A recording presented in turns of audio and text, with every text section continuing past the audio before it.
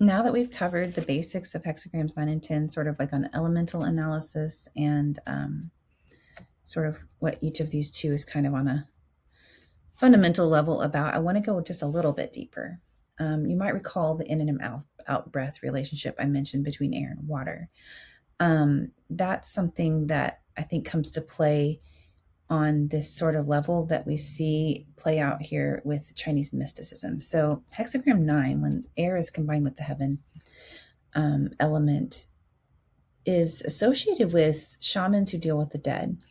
And we know that for one reason, because there's this translation of the title where it's just called Gathering Ghosts, right?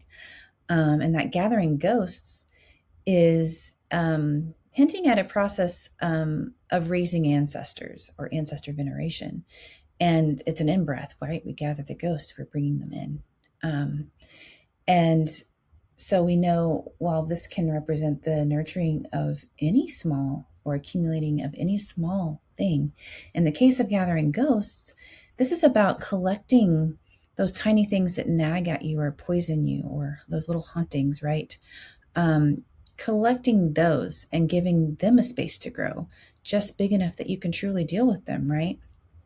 The small nurture gives everything a space to grow.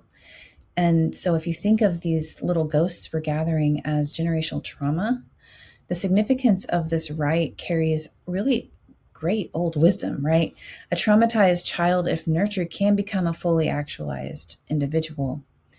And our ancestors, no matter their crimes during their lived lives, when they're returned to the ghost river, they become children again.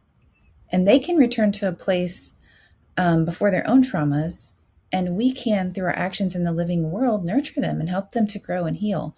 When we engage with them on this plane of existence, we're kind of exorcising demons, the demons of those ghosts, right? They can grow out of their terrible toddler phase into a fully grown, well-adjusted ancestor who can protect generations to come. We let that trauma end with us. We are this vessel for that, right? And so then the water element on the other side of the process becomes that out breath in the form of a midwife birthing those ancestors for us, right? And in this sense, hexagram 10 is kind of like a spiritual birth, a rebirth of us, as we're ending those traumas with ourselves, as we encounter them and choose new paths. Those decisions in life are spiritual births, right? Places where we really discover who we are, or our own potential. And they always follow a sort of breathtaking moment of awe, right? From hexagram 9. And that's the in and out breath that I wanted to share with you today.